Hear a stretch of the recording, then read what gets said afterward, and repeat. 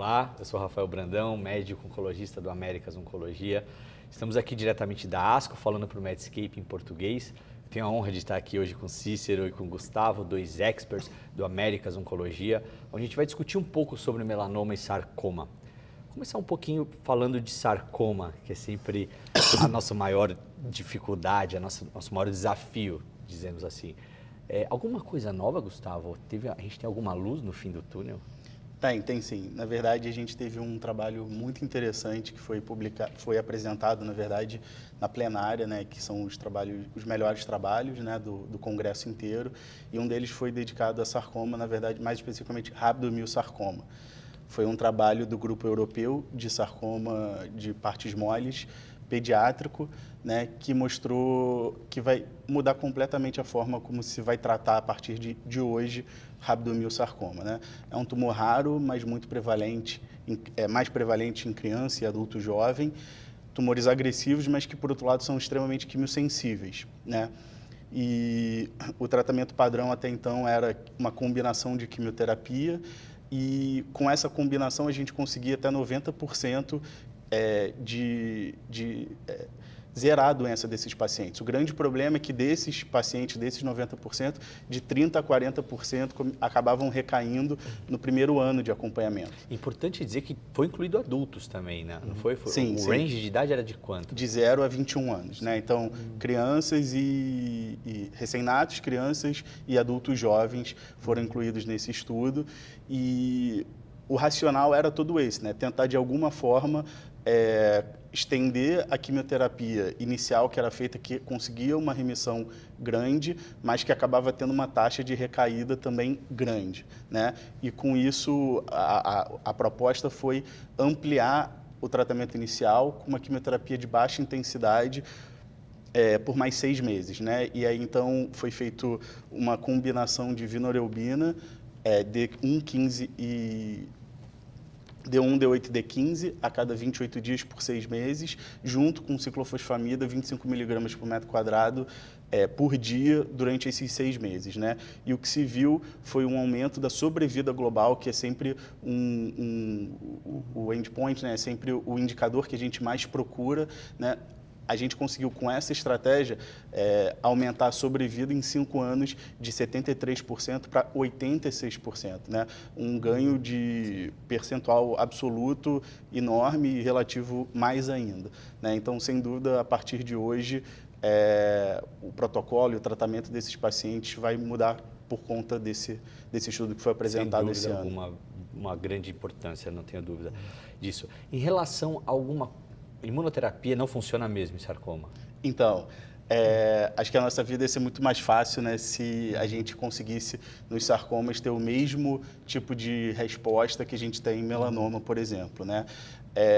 A gente sabe, por estudos de fase 1 e 2, que a imunoterapia é ativa em sarcoma, de alguma forma, mas os resultados não são nem perto de ter a robustez do que a gente tem em melanoma. Isso provavelmente tem a ver com o microambiente tumoral, que no caso dos sarcomas é muito pouco inflamado, né? E a gente sabe que esse microambiente mais inflamado é fundamental para a gente ter resposta com imunoterapia.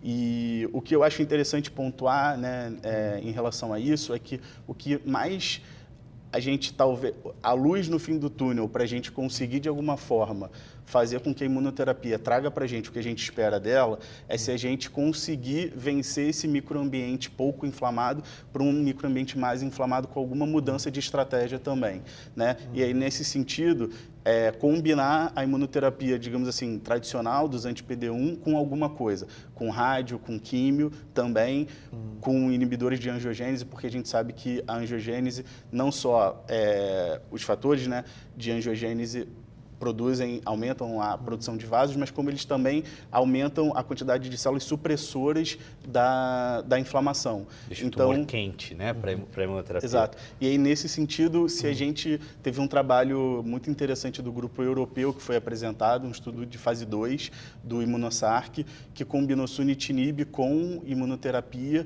e conseguiu taxa de resposta, na verdade, assim, doença estável ou resposta parcial de até 70% em pacientes previamente tratados. assim, uma corte pequena, mas com múltiplos tipos diferentes de sarcomas de partes moles, que, na verdade, mostram para a gente que se a gente talvez começar a combinar a imunoterapia tradicional com outras coisas, a gente vai conseguir trazer algum resultado, ou um resultado que a gente espera, mas que a gente ainda não alcançou com a imunoterapia. Fantástico. E melanoma? Melanoma a gente sabe a grande novidade, ninguém gostava de fazer melanoma, agora nós temos vários oncologistas gostando de fazer melanoma. Vale a pena lembrar que antes de 2011 a mediana de sobrevida era de 6 meses. Sim. E hoje os pacientes vivem 3 anos a mediana e depois disso você tem ainda 40%, 50% dos pacientes vivos em 4 anos. O que a gente viu, Cícero? O que é interessante? Olha, eu acho que foi um ASCO muito diferente para melanoma. Eu acho que tem estudos muito interessantes. Assim, eu acho que o primeiro estudo que a gente pode falar é o Columbus. Columbus é novas drogas de uma classe que a gente já conhece, que é os inibidores de BRAF/MEK. A gente sabe que o encorafenib é um inibidor seletivo muito mais potente do que os outros inibidores de BRAF, e havia uma expectativa muito grande dos resultados dessa combinação, né? A gente está falando de uma combinação que chegou a 33 meses de sobrevida global, comparado com o vemurafenib com 17 meses. Quer dizer, a gente está falando aqui de um estudo que não foi comparado com o vemurafenib e com o cobimetinib, que talvez seja o braço ideal, mas a sobrevida global do grupo do vemurafenib isolado, ela foi compatível com o que a gente já tinha de outros trials. Então, o que a gente tem aí talvez seja uma nova droga de uma velha classe, mais potente, e provavelmente nos próximos estudos que vão vir, ela vai entrar no nosso dia a dia de melanoma. E uma outra coisa que eu achei super interessante e que talvez tenha sido o maior balde de água fria que a gente teve foi o estudo fase 3 do pembrolizumab com epacadostat. Acho que a gente está chegando numa nova era de imunoterapia, da qual a gente precisa fazer as combinações. O epacadostat era um remédio muito desejado, porque o efeito colateral dele, o perfil de toxicidade dele é muito bom. E o fase 2 dele, a gente tinha 55% de taxa de resposta. Então, havia uma ansiedade muito grande dos resultados do fase 3, até porque os resultados desse fase 3 acabaram influenciando outros trials, como cabeça e pescoço, por exemplo, que a gente esperava resultados muito bons com o inibidor do IDO. E o resultado do estudo do fase 3 foi negativo, a gente não teve diferença. Sobrevida global, sobrevida livre de progressão, nem taxa de resposta. Isso leva a gente a pensar um pouquinho que às vezes o fase 2, nem todo fase 2, ele deve ser incorporado na prática clínica no mesmo momento. Às vezes a gente precisa esperar um pouquinho os fase 3. Eu acho que também tem mais uma coisa interessante da gente falar, que é o long follow-up do Keynote 006. Eu acho que está todo mundo desejando isso. O Keynote 006 é um estudo que comparava... A pergunta, Cícero, que mais... Na verdade, a gente já sabe que funciona, tem uma população que funciona, isso para a gente estava claro.